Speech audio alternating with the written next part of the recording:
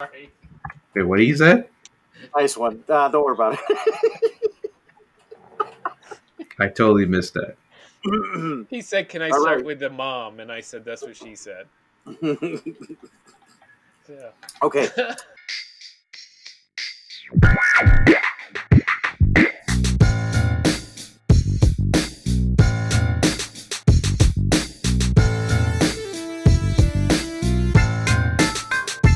Greetings, everybody. Welcome to another edition of the Heroes Peak podcast. As always, I am your host, Chris, and we're here to talk about entertainment, culture, and whatever the hell we feel like. With me today, as always, I have my wonderful co-hosts. We can't do it on this second anniversary of the Heroes Peak podcast without our behind-the-scenes guy constantly telling us how to do it right. It's Mike. How you doing, Mike? 2 years, and I'm still trying to get it, but you know, We're it is getting what there. it is. We're trying to give you as much gray as we can. That's our job here. We'll get there. I figure another 3 years we'll have it down. Oh, I thought you said you'd have a job. Oh. No, we'll have it down pat. Okay. Maybe. All right. Then, of course, we have the man, the one who hasn't eaten yet. It's James. Hey, man, I can't believe we lasted longer than Cam Newton in New England. Who'd have thought? You almost got me there. That's amazing. We did it, y'all. We did it. Well, he got COVID last year, and he refused to get his shot. That could be part of it. But also, we know Bill Belichick is a very he doesn't care. He'll drop a guy.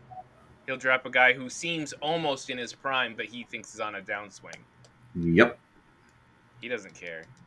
I remember when he dropped Teddy Bruschi, and everybody was like, "What are you doing dropping Teddy Bruschi?" He was like, "Whatever." You know, and he still went on to win multiple championships. So, yeah. All right, and last but not least, one of our two world travelers is back to tell us how good or bad our home country is. I'm not sure. Depends. Yeah, welcome back from Bangladesh, Brooksy. How was it, Brooksy? Central America. It was great. I don't know what that means. Beautiful But, place. okay. That's all right. Most Americans don't know their geography. It's fine.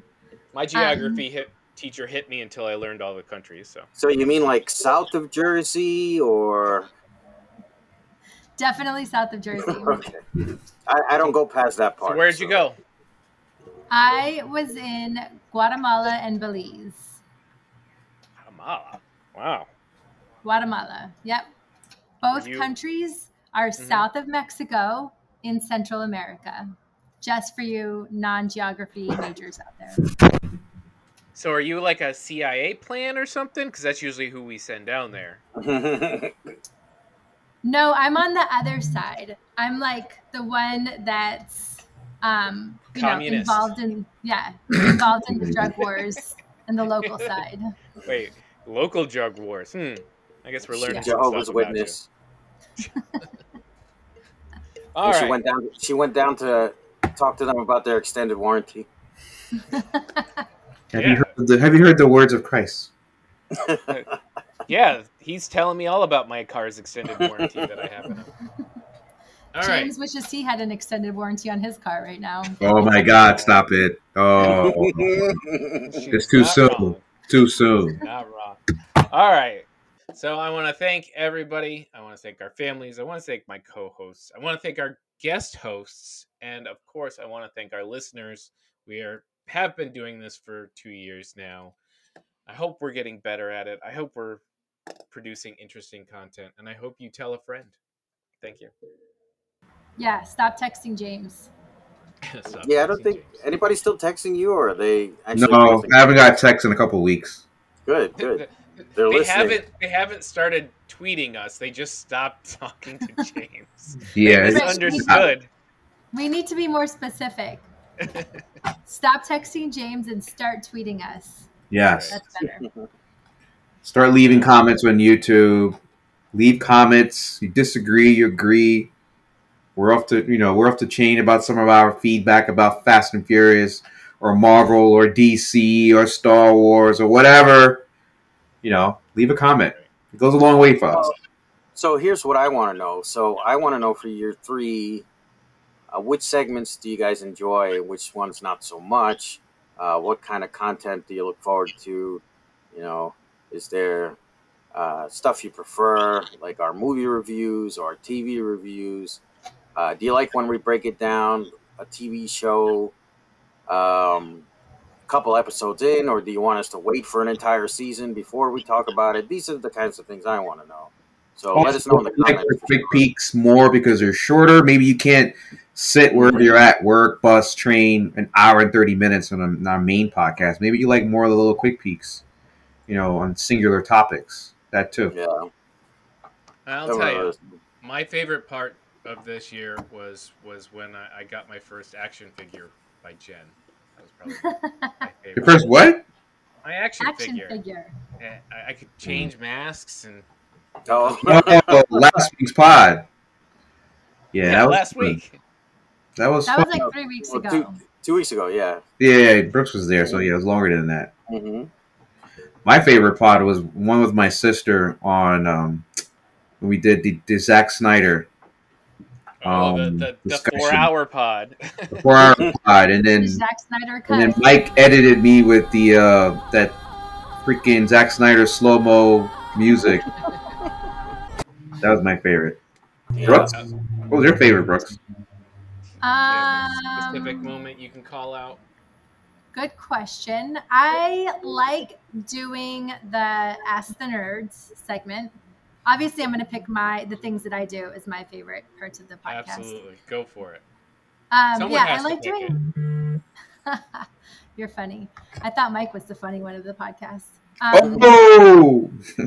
Ouch. No, I like Ask the Nerds because I think I'm asking like one thing, or I think I'm asking a question that's like, has an easy answer or a yes, no, or whatever it is. And then the next thing I know, I ask some question and 15 minutes later, you guys are like arguing with each other about, I don't know. Who's a smarter nerd? Yeah, basically. Yeah. That is not George Lucas's vision. You got it wrong. Or Jack Kirby did not intend for this to be the Eternals. Sounds about right. Mike, do you have anything that pops to your mind? Well, it's been a rough year, like with the pandemic and everything. We didn't get to review a lot of things that we should have.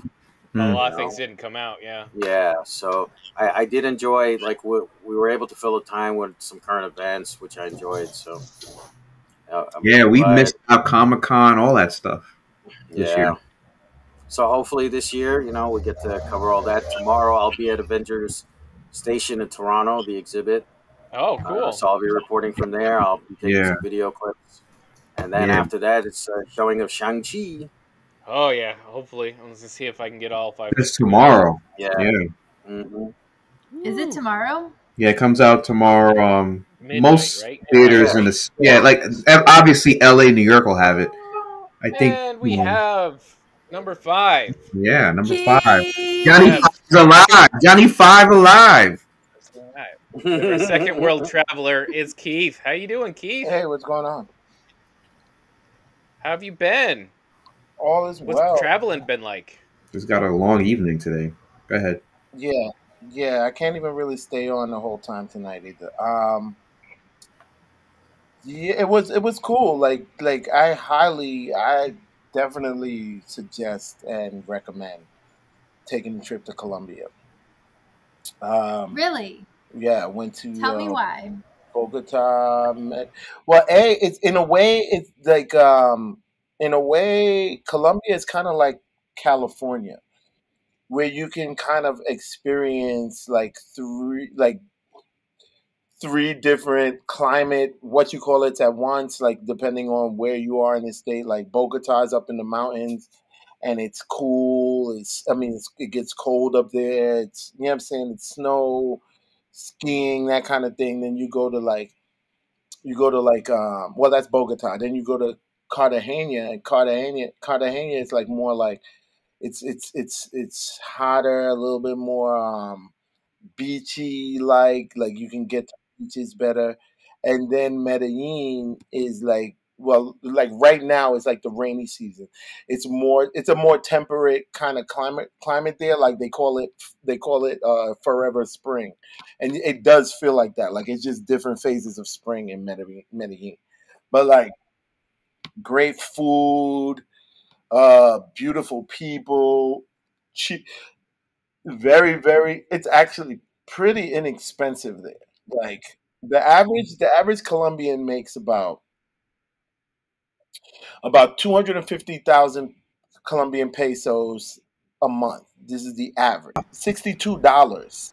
How many American dollars? Oh, That's how many American $6,200. dollars that 250,000 pesos is. 62,000 So the app, is a So quarter. divided by 4. It's divided by like yeah, but not 400.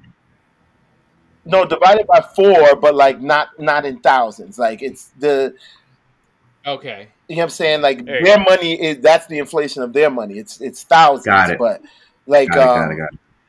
yeah, so like that's like $62. 62 American Oh, dollars jeez. a month is what the average Colombian makes. And when I say like their healthcare is better, they're like dude, the expats that live out there, I actually like I've got a couple fraternity brothers that one lives in Medellin and the other one lives in Cartagena. The one in Cartagena just bought a condo for like $40,000, 2 bedroom, brand new complex, like crazy. It's just it's and the cities aren't like what you think, like at least what not what I had initially thought. Like they're very much like Medellin gave me Chicago feels. Like it's tall buildings. It's it's not like it's not like that like developing or third worldy kind of feeling that you get in a lot of other places. Like it's I go back. I'm actually looking forward to going back. The food wasn't like the like oh like there's some great Colombian dish. It's, it's your general like South American thing. A lot of grilled meats, yuca, um, but yeah, and of course a lot of seafood. Am I Would you not rank coming Colombia through? above Brazil? No, no. Okay, I'm just making sure. As as a functional place to live, Medellin, yes. Then Uh, Rio, I probably feel like I like as a complete experience of someplace to live. I would probably pick Medellin over Rio though. I still haven't hit all the states in the U.S., so that's Me my neither. first stop. you're not the only overrated. one. You're not the only. There's a lot of people that haven't done that. I'm fortunate I Yeah, did a lot, yeah. but that's still I told you. Yeah, Yeah, I there's promise a you don't reason want to they go to call all them of them. flyover states. Yeah, like Yeah. definitely you'll want to Like reclaim some of your time. like like Mike. when I Remember went out that to road Omaha, I trip, was like, huh? that road trip that Shaw, myself, and Jai did to see you, Yeah. dude. Mm-hmm. You're when you're in Indianapolis, we thought like Indianapolis was a little like beyond like really suburb until we went to like Missouri and Wyoming and parts of Utah and South Dakota. That's places you never want to go ever again. That was after you left my place, though, After because you to left get your to place, me, yeah. yeah. Yeah, sometimes we lose you a little bit, but like so, our goal when we go to specifically to visit a new state is to not eat at any place we could eat if I was just home. So I'm not eating at any Applebee's. I'm not eating, Right. at a what do you call it? A chain restaurant. Italian. Chain Yeah, Yeah. chain restaurant. So we tried to hit all locals. The only time we had to give up the ghost and do uh, Dunkin' Donuts in the mornings because sometimes the mornings are hard to find Coffee. a good That's place to actually stop. fair because you need coffee. Yeah, In coffee you Belize, can't. Mhm. the government doesn't allow any chain restaurants. Really? So, yeah, no Taco Bell, Dunkin' Donuts, any of that. When I was in Guatemala, there were like Dunkin' Donuts. There's a lot of Taco Bells. I think either McDonald's or Burger King, one of the two. But there were like those kind of chain restaurants. Okay, so what do the locals think Did you talk to anyone local about what they thought about Taco Bell in their country? Because it's one of those. But the menu isn't the same, though. The menu It's isn't the not same the as same. overseas. It is different, but it's American food, right? So like I'm in Guatemala and they're So they looking at just think Taco of it Bell as as American American. food. Yeah. Okay. Yeah, but That's when fair, Keith 'cause it really and I is. went to Iceland, the subways there had like a whole different menu than the subways here in America. And I was like, this is not Subway. I just want a turkey club. It was like You had rotted shark meat on the menu. close, but no. We had to go somewhere else for that stuff. I know. Man, you guys talk about that rotted meat, and like you just don't make it sound appetizing to as a place to visit. It's not. It's not. Did we taste the rotted meat? No, we didn't. Iceland was an awesome time. Iceland was a great time. Iceland was. I will say it again. Iceland was a awesome time. No, I was gonna say except for the part with Experience the 23 hours of sunlight. I love that part, dude. Like you go into a club and it's like the sun looks like it's setting, and then you come out like it's like the middle of it's the middle of the morning. It's crazy. It gave me so much energy. Like I just had more energy, like more of the time. I love that. I wonder what it is in the winter though, when it's like 24 hours of dark. Imagine the opposite. Probably more And those depressing. cats know how to. Yeah, they do. Yeah, it didn't look like that from the pictures. Then people look like they know how to. They know how to party. Like I definitely am not mad at them. I loved Iceland. Like Iceland was dope. The Blue Lagoon. I'm mad we didn't get to ride the horses, but like Iceland definitely was one of my top trips.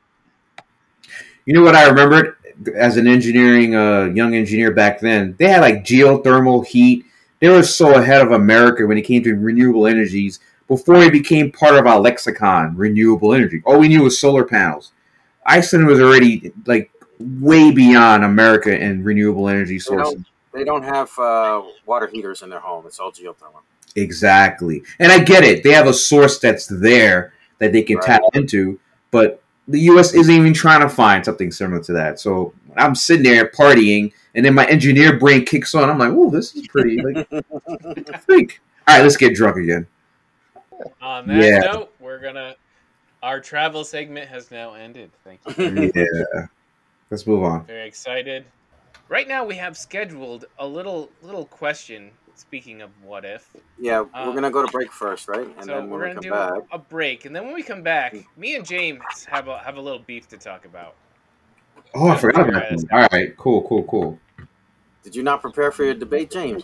I did yesterday, but I gotta pull it up. All right. We'll let's go to break, and we'll come back, and we'll get into it.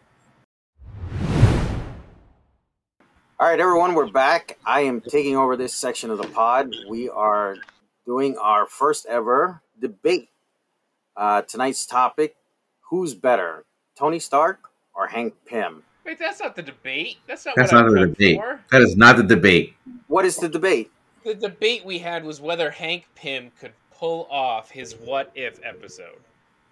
That was the debate. No, you guys went into a whole thing on who's better. You're both wrong. We said in the MCU universe, who's a smarter character? That was a side debate. That wasn't the first. What we started was you said Hank Pym.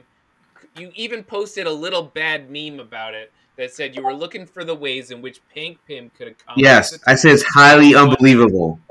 And then we went into Hank versus Tony. And then we said, Mike says we should do a debate about that. Hank versus Tony. Tony Stark. Tony Stark was drunk in that episode. Comic books, because comic books totally different. You have to use the MCU. So what debate did you debate we were having? All right. The debate I was having was that Hank Pym could pull off what he did in the MCU. Okay. So let me hear your point of view about your version of the debate, and then you'll hear my version of the debate. This is great. And then we'll see. Okay, I'll allow it. Our first Geek Agni Kai, and we're both debating two separate things. Baymo, you got 2 minutes, Chris. Go ahead. All right. So it's a 5-point plan here. All right, Hank Pym. Five-point plan. Hank Pym, The intelligence. Dennis system. He is one of the top 5, if not the smartest person in the MCU, because in the what if at this point in time, Tony Stark is drunk and PTSD. He is not the smartest person anymore. He's out. So Hank Pym, smartest person in the MCU at this point. Number 2, tactical. We know that Hank Pym can think ahead, plan, and he's done actual missions in the past in this MCU universe. All right. Number 3, information. They said in the episode that Hank Pym was actually had access to all of Shield's information, so he could plan all of his attacks, all of his surprise attacks specifically, on all of the other people who were not expecting him to go down. Tech, specifically the tech. He was created a modified Yellow Jacket suit that we have no specs for that could absolutely do all the things that he did in that episode. And the whole big question that James kept repeating was that he didn't think the Hulk could actually be defeated this way. And the end of this episode is the end of this debate is pretty easy. Yes, he could, because Pym particles spread the actual at atomic level, spread apart the whatever they're attached to and whatever is growing. So the Hulk's regeneration cannot work at that level, not fast enough for his heart to grow larger than the rest of his body, and he explodes. And that's all it takes. So Hank Pym, smart enough, tactical enough, has the proper weapon and information to accomplish this task very easily. He kills the entire force, except for obviously Captain Marvel at the end. Bam, he wins. That's it. All right, Mr. James, 2 minutes. All right, I know we got 2 minutes, so my first couple of seconds will be going to his points about Pym particles. First of all, gamma radiation is the most powerful force in the entire universe, the real universe. So the fact that the Hulk transforms the MCU universe, buddy. The fact that Banner transforms to the Hulk means that this is not like the quantum realm. He should have disappeared as Hulk transformed into the Hulk. Second, Pym is actually not the smartest one in the entire universe. It's Franklin Richards, who is known as the Scientist Supreme in Marvel Comics. Now, let's go to MCU. Let's go to MCU. Tony Stark has achieved the following. Built his suit in a cave. Built the arc reactor. Invented time travel. He also improved all of S.H.I.E.L.D.'s military weapons, including the hovercraft, by seeing it once. He, with the help of Banner, created Ultron. He created nanotech iron suits. He created Spider-Man's iron suits. He engineered Stark Industries. He created AI, and he created the Iron Gauntlet that the Infinity Stones themselves were used to fashion for the movies. Hank Pym, his creation MCU, Ant-Man suit. Giant Man wasn't his creation. It was actually Lawrence Fishburne's character, and Scott Lang was the one that found the quantum realm time travel sequence, not Hank Pym. Hank Pym in the MCU has achieved almost nothing compared to what Tony Stark achieved. So we're only arguing about the MCU, Tony versus Hank Pym. Look at their resumes, ladies and gentlemen. I rest my case. Your rebuttal, Chris? I would say that they gifted MCU Tony Stark about 10 of those technologies, which she should not have. Time travel isn't... Giving him time travel was ridiculous. That was definitely. I don't disagree with that. You're right. That was ridiculous. Ultron wasn't really his tech. He didn't invent it. That was because of the Tesseract being next to his AI. That was it. Had nothing to do with him. It was Hank Pym had the Tesseract. Hank Pym never used the Tesseract to any of his abilities. It was right there in S.H.I.E.L.D. headquarters with Hank Pym. He never even looked at it. He didn't have to. He was there inventing an entire tech that could destroy all of Tony's armor, because Ant-Man was able to get in and destroy Tony's armor while he was wearing it, which means the Ant-Man suit is better than the Iron Man suit. First of all, that was from Iron Man 2, where Tony did not go through his whole repertoire of weaponry. And second of all, this is what the crux of the debate is. That was from Civil War, buddy. This Hank Pym that we saw in What If, to me, was not realistic, because if you watch the MCU movies, there's no foundation that we knew of Michael Douglas's character that would make this believable that this was a proper Hank Pym in the main 616 universe. He started his movie by punching a guy in the face. Who? Who started his movie? Michael Douglas? Hank Yeah, he Pym. punched a security guard and one of the SHIELD guys in his face. Meanwhile, Tony was in a cave building a super armor suit out of the Taliban and ISIS cave. Right, and where we see him right now in Afghanistan. Imagine that. Where we see this when this happens, Tony Stark is completely out of his element. He's only saved by his dad. Again, Tony Stark saved by someone else's technology. He doesn't get there by himself. He has to get help. You're right. Tony needs help, whereas Hank Pym, his inventions get better with others. His daughter made it better. Lawrence Fishburne made it better, and Scott Lang made it better. In fact, SHIELD made some of his weapons even better. Yellow Jacket, the character Cross, he made the Yellow Jacket suit in the main universe. It wasn't Hank Pym. It was freaking the dude from Homeland. Because Hank Pym wasn't trying to create suits for an That's army. the point. He's not trying. He doesn't have the ability that Tony has. He absolutely has the ability. He created a technology more powerful than anything Tony created. I'm going to step in and say desire and ability are two different things, right? So just because he didn't want to doesn't mean he couldn't. So I want to go back to the death of the Hulk in the What If episode, because I'm curious if you guys have opinions on this. Now, the enlarging device used to kill the Hulk, why would it only enlarge his heart and not the rest of his body? Whereas if you place that device on a truck, it'll enlarge. Truck gets large. Yeah, but if just that segment of the truck. But if the truck is in contact with the road, does it also enlarge the road? It's comic logic. Unfortunately, you choose what you want to enlarge, and that's what gets enlarged. Yeah, but you're right. On a normal situation with a non-organic material, yeah, it makes sense. But we're talking about organic material that changes matter and energy. So you have to look at the big picture. And we've learned from the comics Hulk and even the MCU Hulk, when he changes entirely. It's a different persona. So if Hank Pym resided in Bruce Banner from that bullet shot, right? And Bruce turned to Hulk, that's a whole different matter and energy universe that should have destroyed Hank Pym.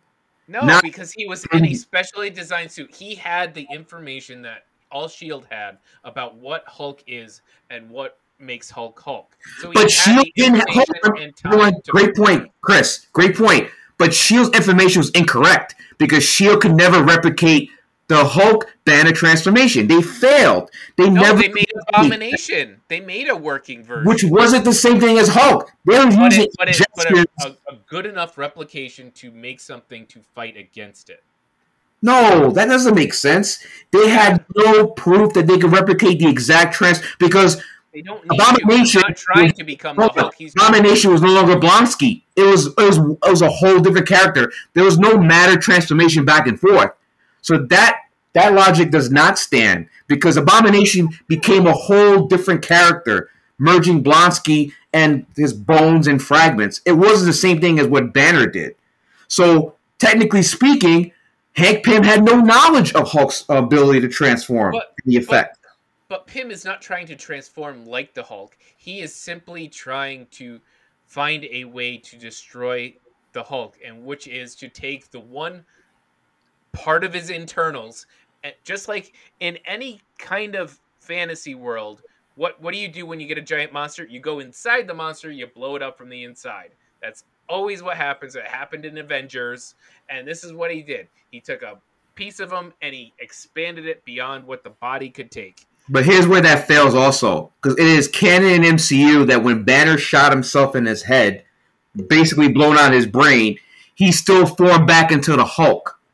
Yeah, but there's a regenerative property in the Hulk that the MCU has established that does not explain how Hank Pym could only enlarge Hulk's heart and not the rest of his body with it, and his heart could explode, and now the Hulk not be able to regenerate. Explain that. He's constantly enlarging individual objects, and it acts exactly as they want. He Wait, what? literally was Again? Who's he? Hank Pym? Pym's technology, Pym tech.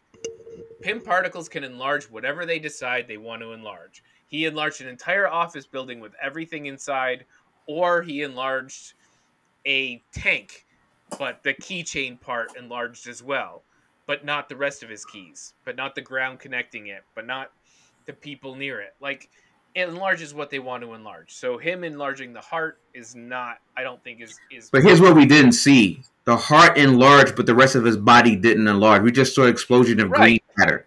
Right. So that doesn't tell me that the heart was the only part that enlarged. It tells me that there was a plot device that they wrote, and they couldn't really explain how to get rid of the Hulk. So they came up with this theory. The whole thing is a plot device. That nanotech is a plot device.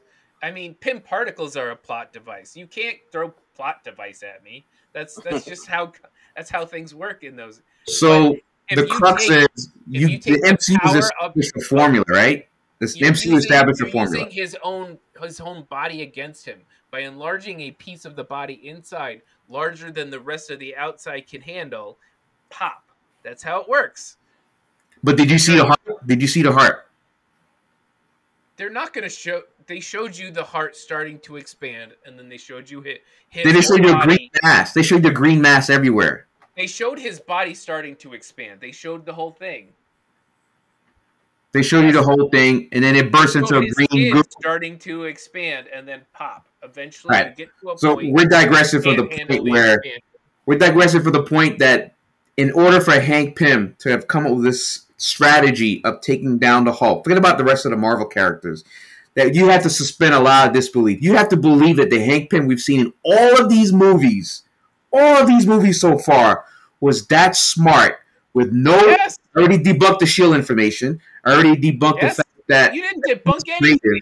They said in the episode he had SHIELD information. But SHIELD doesn't have information on Hulk. I already told you SHIELD didn't know how to Hulk. Because in the Hulk movie, they recreated a bad version of Hulk. No, it's not the Hulk though. They recreated. That means they failed in recreating the Hulk. Okay, can we agree on that? Recreating the super soldier serum. Dozens of super soldiers running around. At that point in the What If episode is equal to the point in the Incredible Hulk before. It's in Iron Man 2 because that's what. Hold on. No.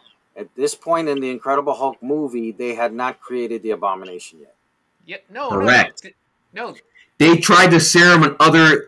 They tried a Captain America serum. That's what SHIELD said on other people, and it never worked. And they were trying to created it already. They had created all that. They had all that information They have already. Not. Chris, they have not. They have not. Abomination. If you remember back to Incredible Hulk,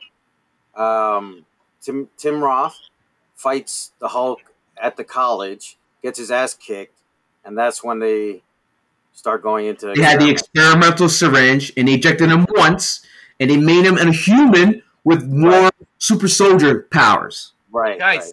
You're telling me exactly what I need. They had the serum, which means they had the information before that movie. That's super soldier serum. That's not the thing. Chris, they didn't have. Chris, what we're arguing is the fact that SHIELD did not have information on the Hulk's transformation.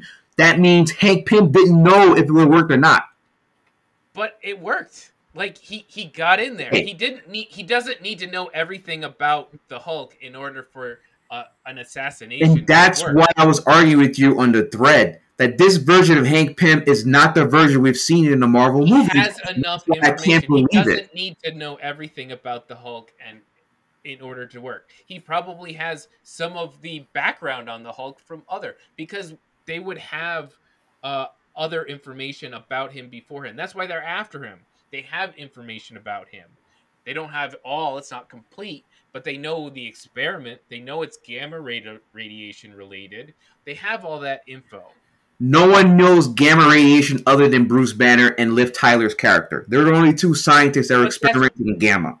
Except if they know who he is and that he turns into the Hulk, and he's a gamma scientist, it's not really a huge leap of If logic. it was that easy, to have there would the have been gamma Hulk related. soldiers. If it was that easy, there would have been a bunch of Hulk soldiers by Shield because she was looking for a means of warfare, and if they knew exactly how Hulk transformed, they would have done it already with a bunch of soldiers. They would have been don't know exactly how they transform. Hulk Navy SEALs. The basic information of what Bruce Banner was studying and working on.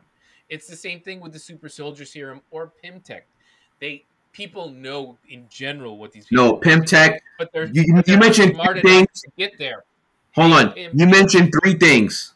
Super Soldier Serum, which has been replicated in the Marvel Universe so far from Falcon and Winter Soldier. You mentioned Pym Particles. Pym Particles has never been replicated. Never been replicated. Exactly. That's how smart Hank Pym is. Transformation, never been replicated. But you know what's never been replicated? The Infinity Abomination Vision. Vision. Infinity Gauntlet. Arc Reactor.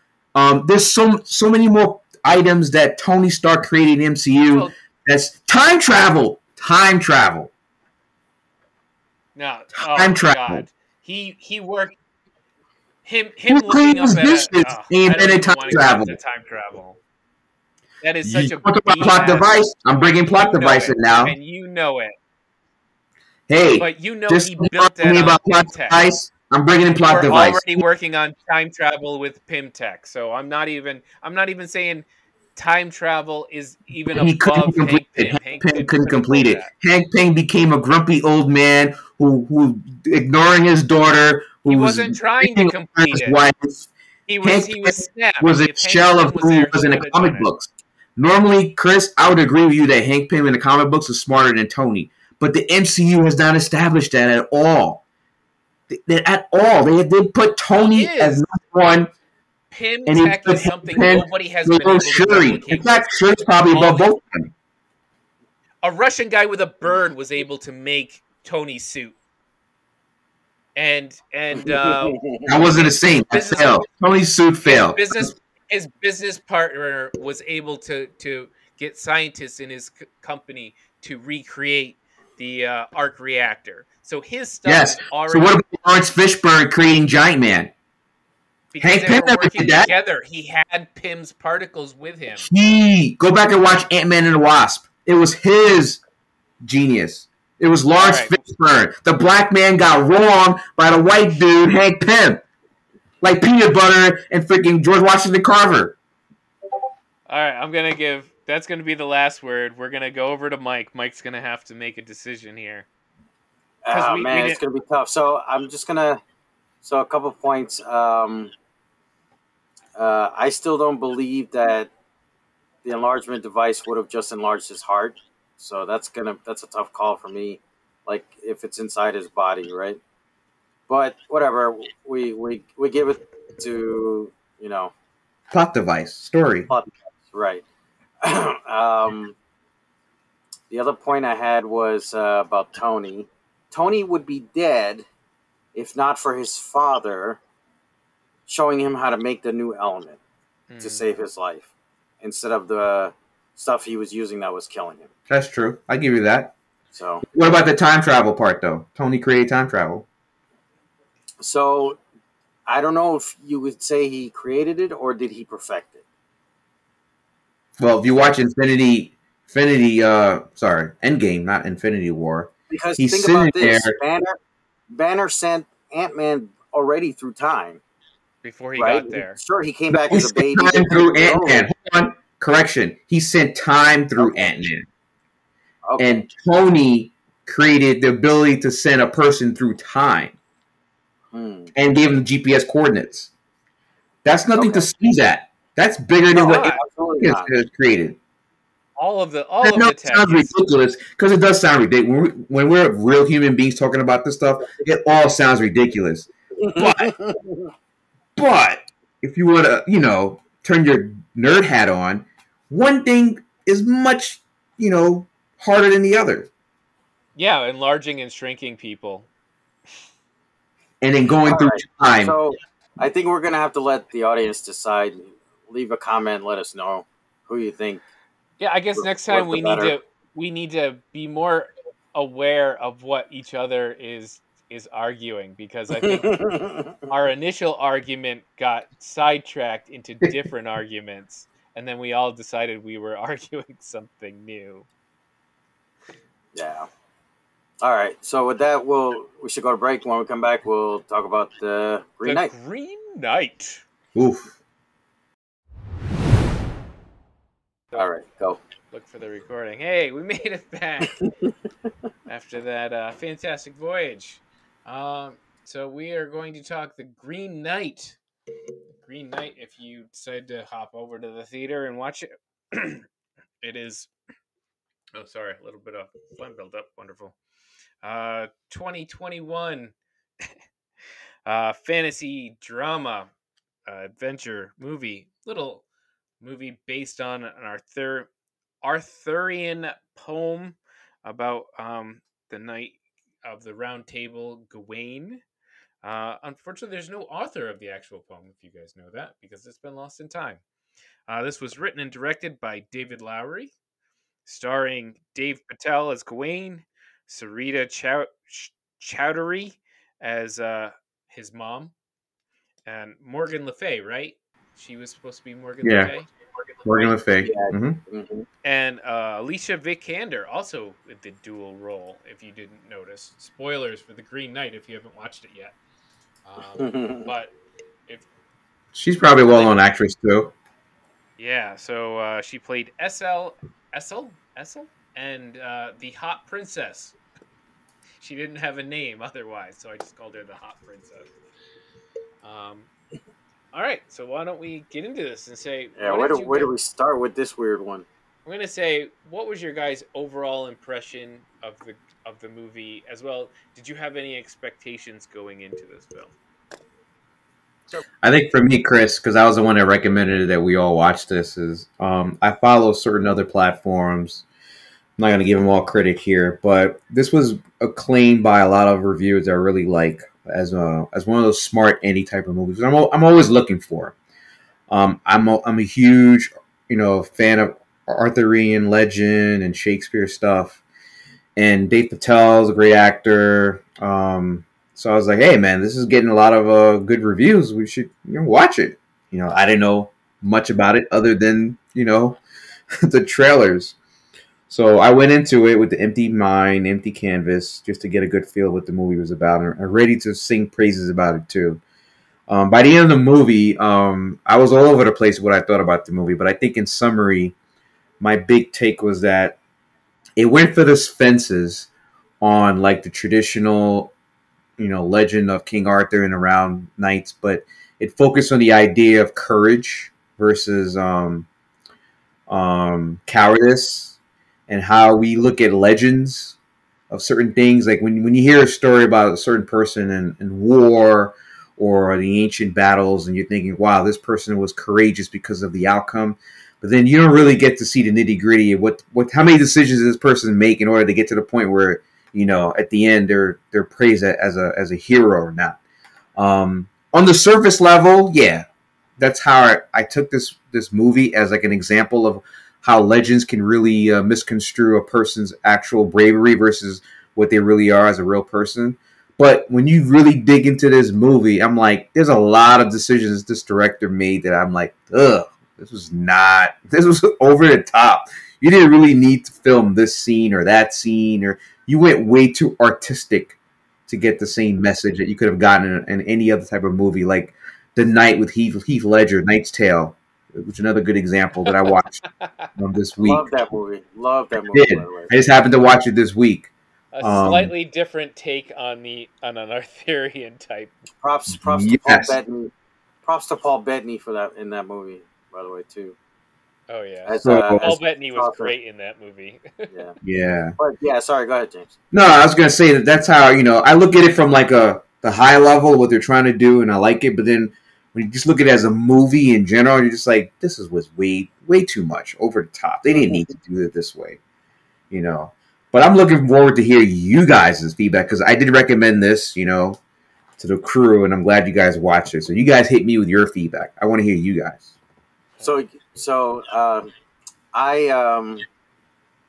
you did recommend it, yes. It was on my radar. This is one of those the trailer tricked me kind of movies, because the trailer was great. Am I wrong? We saw the Oh, trailer great. and we were like, "Yo, this movie looks really cool," Fantastical. and it didn't. Almost action heavy. The Right, trailer and it wise. did. It turned out to be a more of an art house film than, than a mainstream Arthurian legend movie, which I'm fine with. Because the thing is, what I read about Dev Patel is after Oh, that's Airbender, right. Oh, poor guy he got screwed up. stopped. He stopped doing big budget movies. He didn't want to do them anymore after that. He Hmm. decided he was only going to do independent films. I think the last one he did before this was the David Copperfield movie, which was fantastic. If you I haven't have seen not that, seen it, but you're right. That was the last Wait, is movie he that the did. Christmas movie? No, David no, Copperfield is not. it's David Copperfield. It's The just personal history of David Copperfield. right, and it's a great version of it. Hugh Laurie's in it, and he's in it, Oh no, I and didn't watch that one then. so I understand. Like I should have known going in, like this is not going to be that kind of movie, but whew, it went like all over the place. I got a little lost at some points, to be honest with you guys, especially towards the end there with the final confrontation, right? Which we'll probably get into. But I would say overall, I still enjoyed it. You know, I didn't hate the movie. I would. It's probably not on my my rewatch list anytime soon. You Hmm. know, maybe a TNT with extra commercials version or something. This is not Other going to than that, be TNT. This is not going to be TNT. well, not with certain scenes for sure, but Yeah, just like most '80s movies, I'll never remember how actually bad it was. You're yeah. like, you'll show your kids thinking it's a great, fun, family friendly movie, and you're like, wait a minute, I don't remember this part. Oh, that's right. All my movies that watching was on TNT with all the swearing, and all Yeah. that, and all the. All right, I guess, Mike. I don't want to step over you. You done with that? Yeah, With I'm your good. yeah, I'm okay, done. yeah. So I think I was the last one to watch, and so I got a couple of hints from you guys. I didn't read any reviews or anything more than, oh my god, this is beautiful and look at how this wonderful it looks. So when people speak mostly about the cinematography or the art direction of a movie, you're like, how good of a movie is this? Right, you Hmm. start to question the other aspects of the movie. But It's like the old. She's got great personality. The blind date. She's so fun to be with. right, great sense of that guy has a great sense of humor. Right. So I I was like, all right, I love like James, I love Arthurian legends. I like old movies about knights and all that crap. Plus adding a little bit of fantasy element to it. Mm. So all of that stuff, whether it's fun and cheesy, like what's the one where the guy speaks to the dragon? Do you guys remember with Oh, One with Merlin. Sean Connery? yeah, the one with Sean Connery as the dragon? Oh, Dragonheart? Dragonheart. Yeah, Dragonheart. Dragonheart. Yeah, Yeah, Dragonheart. yes, stuff like that is fun. Or we've seen Sean Connery also has King Arthur. That kind of stuff. You see Mm. dramas all the time. So all that stuff is fun. It's good for me. So I wasn't sure which direction it was going to go. More actiony, more fantasy, more straight laced drama. And this was definitely mostly down the drama angle than anything else. And I was that's not me, is it? Okay. No, it's James. I That's my was I fault. was Sorry. That's fine. I was kind of going along for the ride, and one thing about Arthurian legends is you hear about how great the knights are, like Mm-hmm. constantly. Everything they do is being tested and accomplishing their task. Like even if the only time they ever truly fail is when they fall in love, right? That's the whole thing. Is they're the greatest knights of all time. They're killing bad guys. They're slaying dragons. They're fighting lions in Great Britain for some reason, and then they fall in love and they die unhappy for whatever reason.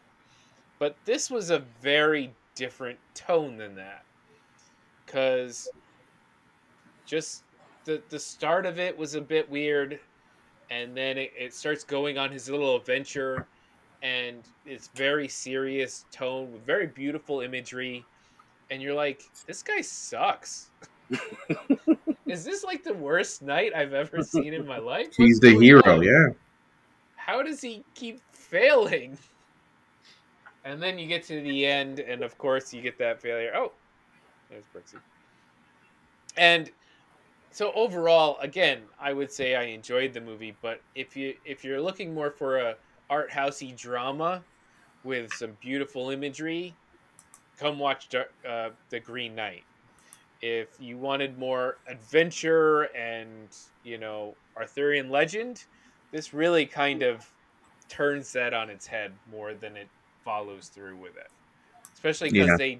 they don't do any religious stuff, which a lot of the Arthurian legends is very, very religion heavy. Like they just completely toss that out and went, no, we're not going to touch that right now. All right, so maybe let's talk some specifics about the Green Knight. So what do you guys think of? I think the three standouts for me were the actors I mentioned before. Dev Patel did great, especially at failing. Um, Especially at his failing. mom, yeah, Sarita Chowdhury. Sorry if I'm screwing up your name. Who played his mom? Wow, she was kind of, whenever she was on screen, she was kind of taking over the screen. Mm-hmm. And lastly, Alicia Vikander, like I said, Hot Princess, and his girlfriend. Like I didn't even He was know that great. was the same actress. Like, are those who you guys thought were doing good, or am I missing I something? thought there was. I could tell they were the same because I've seen a lot. I've seen her a lot of on different movies. And I know she has very distinguished features as a woman. She was the latest Tomb Raider. Yep, she's also in the last Jason Bourne movie. Jeez. She's been in a lot of movies recently. Yeah, I would definitely not be able to tell Superman if he took his glasses off, and Clark Kent. Like I am so. you can't even tell yourself if you take your glasses off from being yourself. That's right. I get lost. Who's in my house? There's someone in the bathroom mirror. All right. So let me start. Can I start with go, Mike. the mom? Because she kept That's doing what all she this said. weird. Sorry. Wait, what did you say? Nice one. Don't worry about it. I totally missed that. He said, "Can I All start right. with the mom?" And I said, "That's what she said." Yeah. Okay. A little So the office mom level kept humor. doing. So you guys need to explain to me the sorcery she was trying to do. Did she call the Green Knight? No, I think she. This is the part that gets confusing because Okay, well, hang on. Let me explain to the audience because while they were doing their Christmas festival thing, she was upstairs with like witches doing some kind of ceremony, and then at this certain point, as soon as she finished, the Green Knight showed up. Yes. So that's why I was like, did she call him? That's what I got as well, Mike. That's in my viewing. I did watch a video. Did you guys watch any videos, explanations, or anything like that? I did No. not. I just read the original.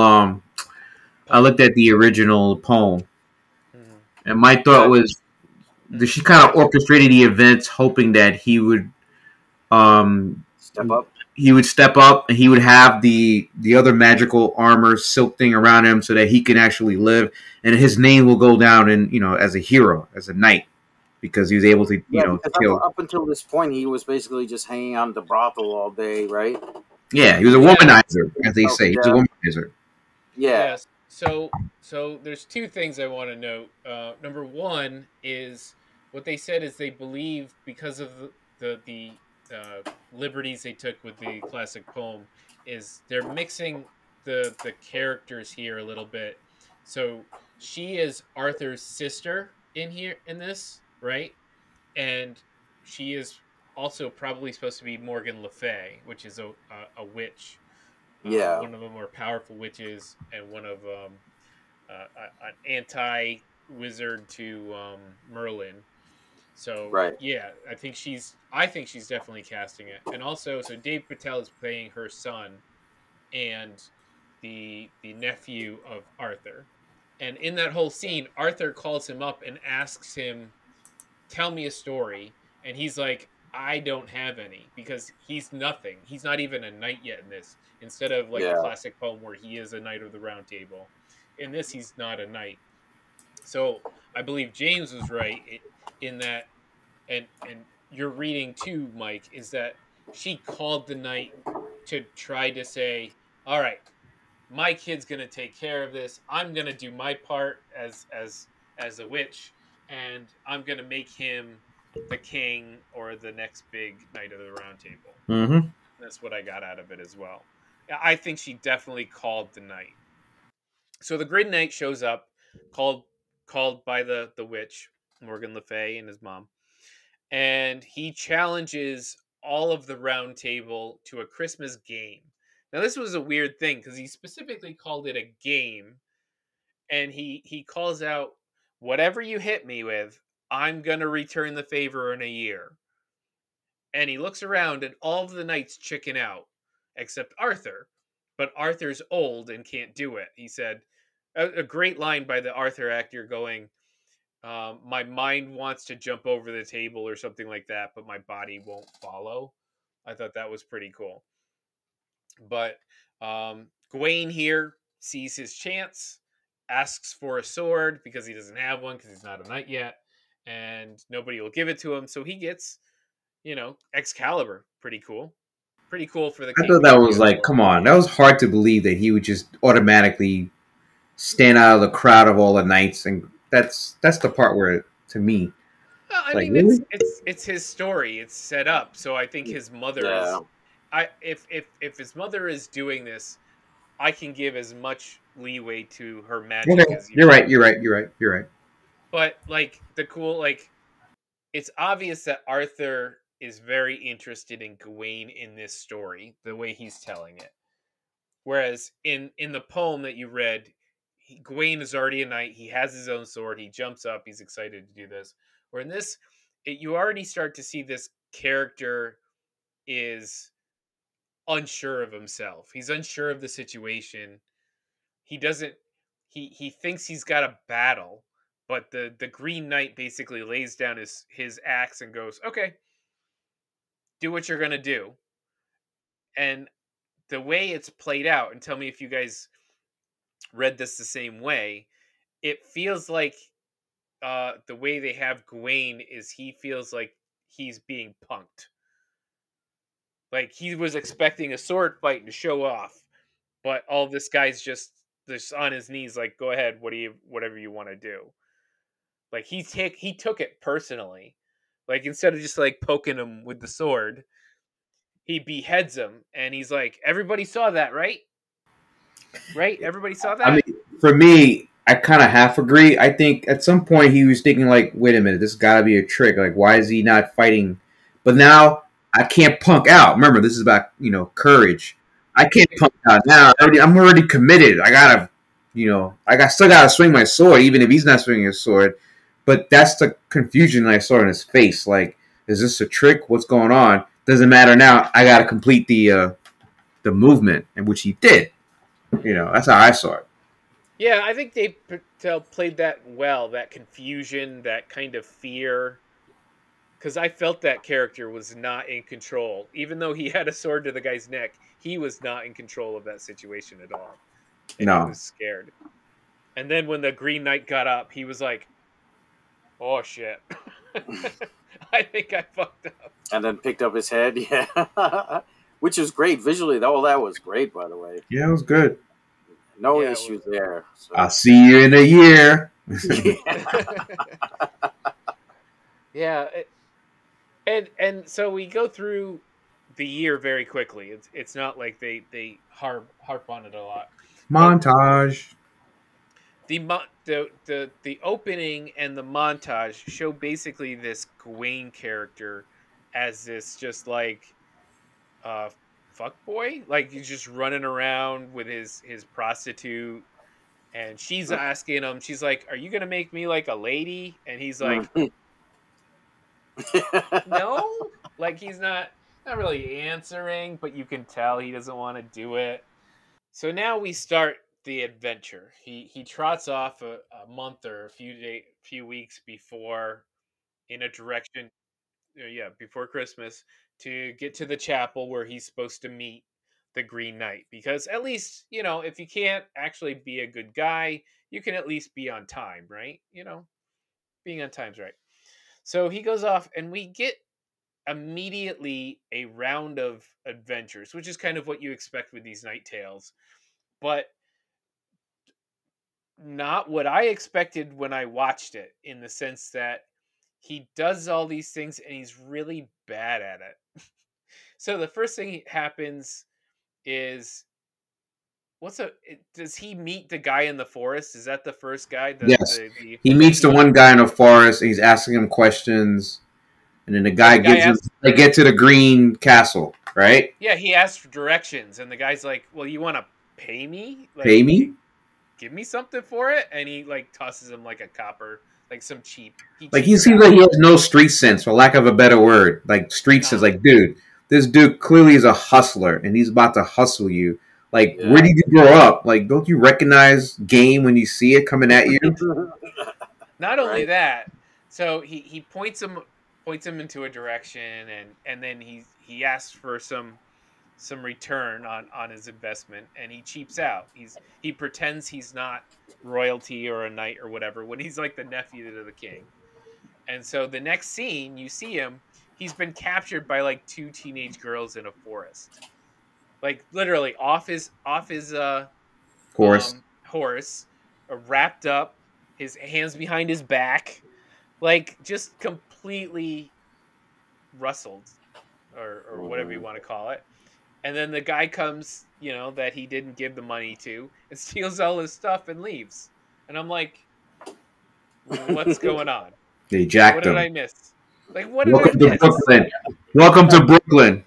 That's right. Okay. Okay, this is the first time I gasped. So they tie him up. They sit him under the tree. The kid takes the axe, right? And he goes, "Oh, the Green Knight. I'm going to go see the Green Knight." And he runs off. And then the next shot is you get this shot of the forest, this circular shot of the forest. Yes. And it comes around, and you see skeleton. A skeleton in his clothes. And I'm like, did they just kill the main character? Yeah, that's the first time when I was like, wait a minute. There's more layers to what I'm watching than what they're showing me on screen. I was totally confused. Is that symbolism, or is that really him? Like, I was confused too, yeah. And then slowly, it comes back around, and there he is. Okay. Yeah. But I didn't get what that was supposed to mean. Me neither. I still don't get it. So he does manage to make it up. Or he scooches over, and luckily these thieves did not steal his sword, which I'm sure was worth a pretty penny. So he gets into his sword, and he cuts himself loose, and at minimum he's got his armor, his horse, and his sword, but I don't know what else. And so what's next? He runs into some wolves, right? So he's got no food. And obviously he's terrible at this, so he's not finding yeah. Okay, I know you're talking about now. Go ahead. He's not finding food. He's not building himself shelter. He's not getting anything because he really sucks. So he runs across this cottage in the middle of the woods, which, hey, whatever. And he goes in, and he finds an empty house, and he goes upstairs, and he pulls he pulls three little bears. Goldilocks. Yes. Yeah, that's right. Same thing I was thinking as I was watching it. And he's like, "Oh, a bed," and he lays down in some random person's bed and gets the comforter. Pat the sheets. He was full. He was like looking. All right, and then he wakes up, surprise, there's a girl in the house, and she's a rebel leader. If you guys get it, the actress who played the rebel leader in both Star Wars Solo and Yeah, Freckles. I call her Freckles. Freckles, and in Yeah. MCU Falcon and Winter Soldier. Anyway, so Yes. she's there, Rebel leader. and she's like, "Why are you in my pants?" It's like, "Oh shit, sorry, I'm out of here, whatever." And she's like, "No, no, no, no, you can help me." The woman is dead. She had her head cut off by someone she wouldn't sleep with, and it got thrown in the lake. And she asked him to retrieve her head. Okay, I'm like, all right, what's he gonna do? Is he gonna do it? Is he gonna succeed? But he actually does succeed. He jumps in the lake. He gets. Well, hold on. Before you get to that point, he asked her for a price. Like, what's in it for what am I gonna get? Yeah, what's in it for me? Right. Yeah. Right. Which at first, honestly, I didn't even think too much about that. But later on, it was mentioned that was his failure. Was not just helping out. There's supposed to be a thread somewhere deep in this movie about a knight's courage. Somewhere deep. Like, what would the typical Arthurian knight do in these situations? And he's failing all of them. So in this scenario, she asked him to retrieve the head, and he goes, well, what's in it for me? Circle gets the square. All right, the big thing, important, the number 2 most important section of this is what happens next. And that's, he's basically lost in the woods. He's starving. He's a complete ruin of a man until he happens upon a giant castle out of nowhere. And in this castle, there's a very, very friendly man, his beautiful wife, and an old lady with a blindfold. Mm-hmm. And this is was that his wife? I thought it was his daughter. No, it's his wife. No, it's his wife. It's his wife. Okay. Yeah, because there's a conversation he have. Yeah, it's his wife. And that's very important because that's what makes all the difference here. Yep. Because this guy talks about how much he loves hunting, and he's going to go hunting, and he's about to go hunting, and that the green and that Gawain needs to stay in the castle. The Green Chapel is very close. You're almost there, so just rest for a couple of days here. But surprisingly, this guy is going to leave this dude with his wife in the castle while he heads out. Now, there's only one stipulation, and that's the weirdest thing I've ever heard, is he goes, hey, I'm going to go hunting. The best thing I get when I hunt is all yours. But anything you receive in the castle, you give back to me. And I'm like... Meanwhile, me watching it, white people would be crazy. Swingers.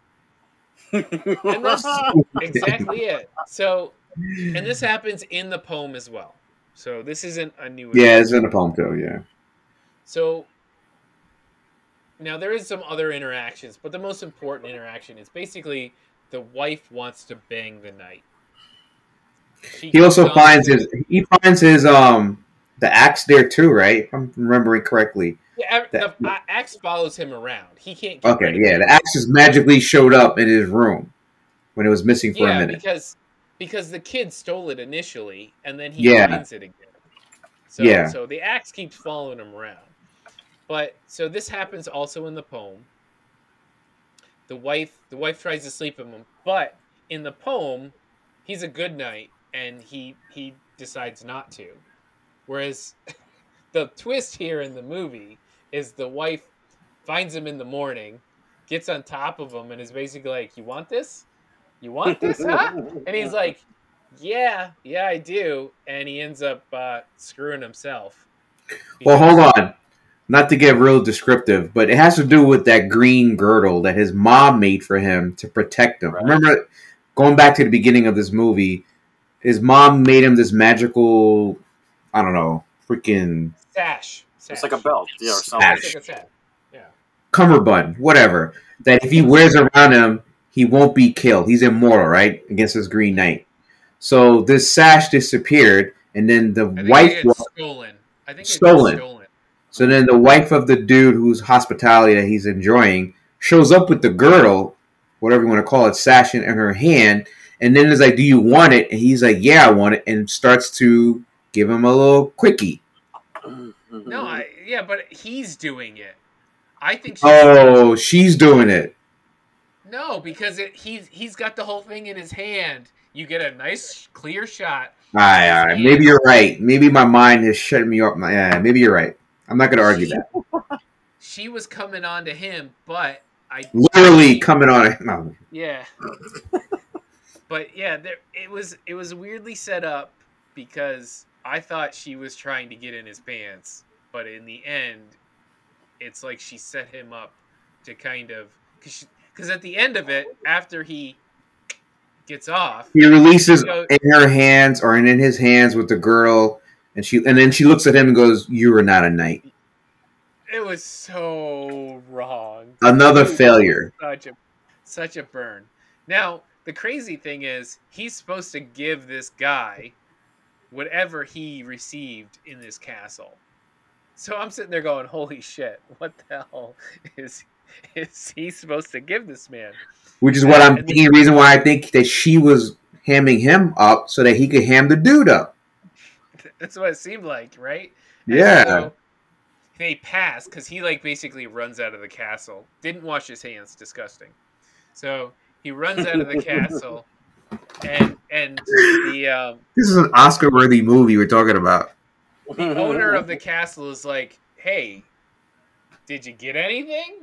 And he goes, "Well, I can take whatever you got." There was some weird, the tension in that scene was a bit weird, and then he leans over and kisses him. Yeah. Everybody knows in the poem, Gawain gets kissed from the wife and kisses the guy. He's honestly giving what he got. So, yeah, but it's 2021. We have to spice it up. I gotta spice it up. It's spiced up quite a bit. All right. So after that wonderful surprises, we actually get in the tomb with the Green Knight, and Gawain before that, hold on. Before that, the fox. He meets the fox one last time. Oh, okay, yeah. Good point. And that's when things get really trippy. You thought the giants were trippy? The fox is now talking to him. Well, the fox is talking with his mother's voice, telling him to run. She says, "It's okay. Nobody will know. We'll tell them you got this far. They'll think you're an amazing knight. Just get the hell out." And Chris, this is the part that confuses me. If Mike is right that the mom preordained this stuff and called the knight, then this part doesn't make any sense. If she knew this was going to happen, why would she stop him from finishing the quest and give him the little sash? That's the part that's confusing me. That's why, a lot of that's what confused me. It is confusing, but all I can chalk it up to is her just giving herself multiple outs. She's trying to get her son home with an adventure. So I think this whole time she's trying to give him as many outs as she can. All right. Well, let's go with that. Let's go with that. He says no to the fox. The fox runs away. He goes in, offers his head to the Green Knight, but flinches when the Green Knight goes to take it. And the Green Knight basically did not like that. But then you get this weird flash forward of Gawain's life as if he didn't take the belt off. He swung and he survived. No. I was wrong. Sorry. Completely wrong. He runs away entirely. This is him running away, yes. Yeah. He gets up, he runs away in fear, doesn't want his head taken off, but yet comes back and he's triumphant. And he lives this whole life where he becomes king. He takes his firstborn son from the prostitute, but doesn't make her his wife. Marries some random princess, and then his son dies, and then his kingdom is overrun, and then he finally dies at the end. So there's this kind of tragedy, classic Shakespearean tragedy version of his life that plays out before you get a flashback to him still there, kneeling in front of the Green Knight. Hold on, real quick, Chris. My take on this part, this is where I was really dissecting this moment in the movie, was that had he returned back to Camelot as not a true hero, but a coward, and a coward that only he knew of, what would have been the repercussions for the rest of Camelot and the Arthurian legend? And it would have landed, in turmoil. It would have been him having a baby out of wedlock with his side piece. It would have been It would have been the revolution of his people, the wars, the constant struggle, and he would have been looked at as terrible king. That the crowds would be throwing tomatoes at him. Eventually, it would have been like the destruction of Camelot because of the choice that he made. It ruined people's lives, his wife, his kids, everything would have been gone. Ultimately, he would have died. His head would have rolled off anyway. Well, and so you realize it's just a flashback or a flash forward, and that he still has the choice to go through and follow through and be brave, not be the coward. And so you see him, he takes the sash off, which is his success. He finally has a successful act as a knight, rather than all of this failure and cowardice and whatever up to this point. And the Green Knight says something which I can't remember, and he said, "Well done, very brave," something like that. Yeah, something like that. Yeah. And then swings the sword. Well, no, he doesn't swing it. He goes, "Now off with your head." He touches. Does he touch his neck? He does. Something with his finger. He does. He goes, "Now off with your head," and you don't see the actual action. Right, you're right. There's no axe, but he says that he touches him, but that's the end of the movie. Like the movie just ends, so you don't know. Did the knight think he had done what was necessary and didn't really want to cut his head off? You have to make the assumption that he did swing because that was the. But I guess you would say that by touching his neck and doing this with his finger, he provided the same blow, just not with the same weapon. Yeah. So there's two ways that I see this movie. I see it, the ending, one being his head was actually cut off, and that continued to story in the end he realized what true courage was. Mm-hmm. True courage was sacrificing himself, knowing that the kingdom and everyone will have a better ending than if he had lied and come back and be a coward. That's one way. True to his word, and correct. The second way, I think if the Green Knight did not kill him off, he can go back and be a better person and learn from the failures and be a better knight. Mm-hmm. So either way, whether he gets killed or not killed, I think ultimately it's a better ending to everyone else. All right, let's grade this thing. Yeah, let's do that. Getting late. Yeah, I'll go first. I'm gonna give this a C. A lot of good parts to it. Like I said, visually great, great acting. Story had me confused as hell, but I'm pretty sure if I watched it again, a lot of it would click in and go, "Oh, okay, now I get it." Right. Mm-hmm. So, I definitely want to read that poem if you guys send me a copy. So, wow, I think you go that low. I'm thinking a B-. The reason why it may be a little higher than yours is I really like what they tried to do. I like what the theme was about. I'm a sucker for anything of that era, medieval times, Arthur Legends, you name it. I just didn't like that middle act, and they were throwing all these different narratives in there just to make it feel like Chris said, artsy fartsy. You didn't have to do all that stuff. Like, I get it. It's Oscar season. You're trying to get they didn't really have to do that. And then the third act to me was what was the perfect ending to that. So I'm giving it a B-. I'm not going to go lower than that. Just above that, I'm going to go with a B. Visually great. That's right. Visually wonderful. But specifically, like the whole night thing, I know you need those adventures and stuff like that, but what I really liked about it was the more I think about it, the better. Yes, there's funny parts, and yes, there's parts that are a little weird, and they didn't quite flow as nicely. Maybe the lessons weren't as strong in some parts as they were in others. Like the whole Giants thing, as you barely even remember that part. It didn't really stick with anybody for whatever reason. But I see why it's there, and I see why he went on those. It's like Hercules and the 7 tests of Hercules or whatever it is. Anyway. Chris, there's a scene where he's leaving the town and he's riding on his horse, and it's like a mist, and the camera follows him on the horse for like a good, I want to say 45 seconds. Yeah, that was a long. That is beautiful. Like just seeing that, no, it's not CGI. It's somewhere. I'm not sure. I think there was some matte painting in there. Not in well, seeing the earth, the horse, and him.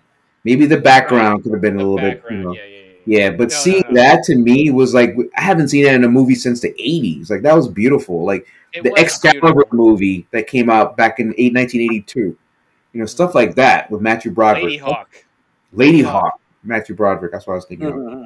Hopefully we'll get that in Eternals from what I'm hearing. Anyway, so all right, that's it for me. I'm just going to say what I liked about it was after effects is interesting. The more you talk about it, the more interesting it is. The more you read about it, the classic poem and all that, you get more out of it. So I like that about it, so I'm giving it a B. And that's it for us tonight and talking about the Green Knight. It's late, so we're going to head out real quick. Thank you, everybody, for joining us. Happy dinner. Yeah, don't forget to like and subscribe, guys. Follow us on social media at Heroes Peak. Facebook, Twitter, Instagram, TikTok, YouTube. And leave a comment below. Subscribe and like. Subscribe and share. Yeah. Thanks, everybody. All right, see you later. Good night. Night.